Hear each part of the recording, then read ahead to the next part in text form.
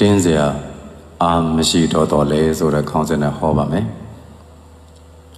အာတင်ထားပါလို့ကြိုးစားနေတဲ့သူတွေကိုစိတ်ဓာတ်မကြအောင်လို့အားတွေပေးကြတယ်အဲ့တော့ဒီအားပေးစကားကအတိုင်းအတာတစ်ခုထိတက်ရောက်မှုတော့ရှိတာပဲနင်ဒုက္ခရောက်တော့မှနင်အရှိမအခက်အခဲတွေဘယ်လိုတွေ့မယ်ဒါပြီးရင်နောက်ထပ်ပြဿနာလာအောင်မှဒါစဉ်းစားကြည့်အောင်အဲ့ဒါအမှန်တရားဘဝဆိုတာပြဿနာတစ်ခုပြီးတစ်ခုကြုံမှာ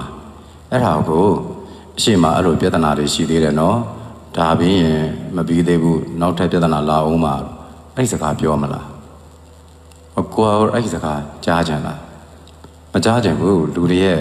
စိတ်သက်သာခွင့်ရဖို့ကအားပေးစကားပဲလို့တာဘလို့အခက်ခဲပဲကြုံဆက်လျှောက်လိုက်အခက်ခဲဆိုတာတဘာဝပဲအဲ့တော့ကိုယ်ထမကဆိုးတဲ့သူတွေလည်းအများကြီးပဲကြိုးစားပြီးစိတ်ဓာတ်မကြနဲ့အချိန်တွေမပေးသေးလို့ခဏတိခံနေရတာကိုစိတ်ဓာတ်ကြမသွားနဲ့ဆက်ပြီးတော့ရှင်သန်နိုင်အောင်လို့စိတ်ဓာတ်ကိုတင်းထား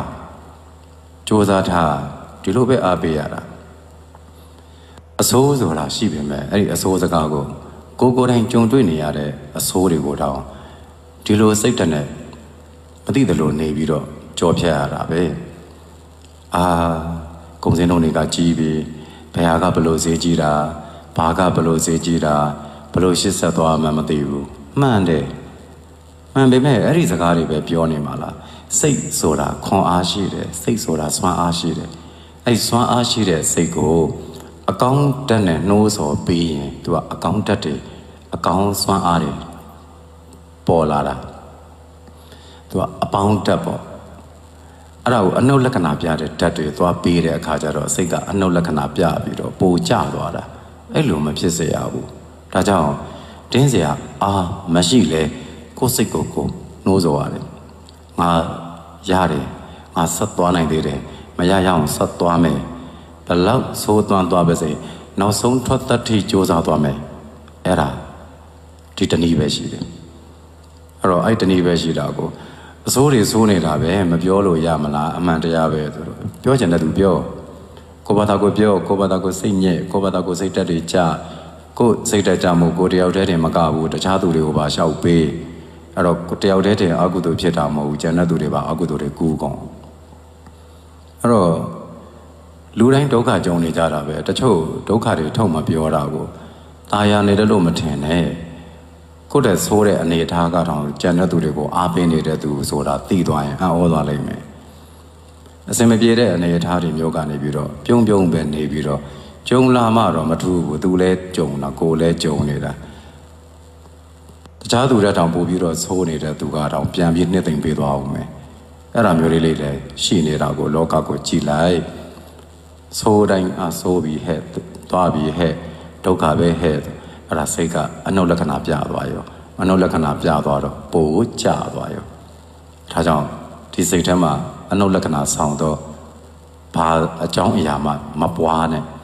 အပေါင်းလက္ခဏာဆောင်တော့အရာတွေပွားစိတ်တက်ကိုမြင့်တင်ပေးစိတ်တက်ကိုမြင့်တင်ပေးလို့မရတော့ဘူးဗျာလို့ပြောတဲ့သူတွေရှိတယ်စိတ်တက်ကိုမြင့်တင်ပေးလို့မရတော့ဘူးဆိုလို့ရှိရင်တော့ဘယ်သူမှလည်းကယ်လို့မရတော့ဘူးနောက်ဆုံးအနေထားတဲ့ကနေရတယ်ဆက်သွားနေမှာဘယ်လိုပဲဖြစ်ဖြစ်အကျွေးတွေထူလာပြီလားထူပါစေဆက်သွားမှာပဲအဲ့ထူလာတဲ့အကျွေးအစဉ်ပြေတဲ့နေကြပြန်ဆက်မှာပေါ့ဒါနောက်ဆုံးနေ့ကိုပြောတာဒီနည်းနဲ့သွားကြရတာကုညီမဲ့သူပေါ်ကြတယ်ပေါ်မယ်မပေါ်ကြတယ်မပေါ်ဘူး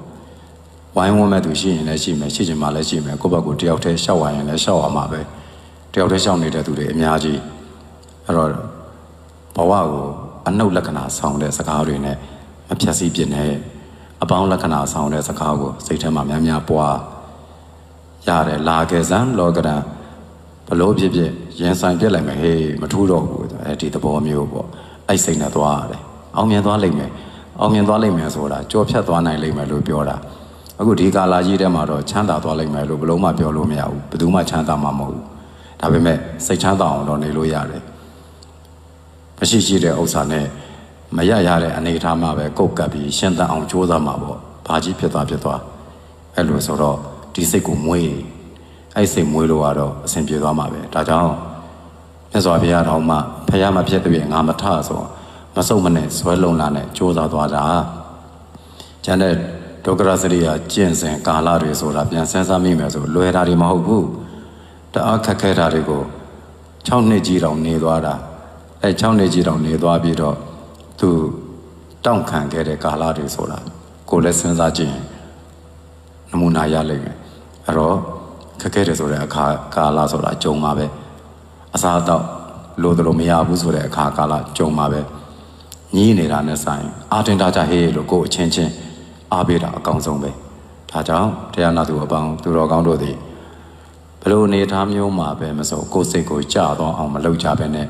ပြန်မြင့်တင်ပြီးအချင်းချင်းလည်းဖေးမာကြပြီးတော့တောင့်ခံနိုင်တဲ့အထိစီးလုံးကြဖို့တိုက်တွန်းပေးပါတယ်အားလုံးအေဂျင့်ပျော်ရွှင်အောင်မြင်ကြပါစေ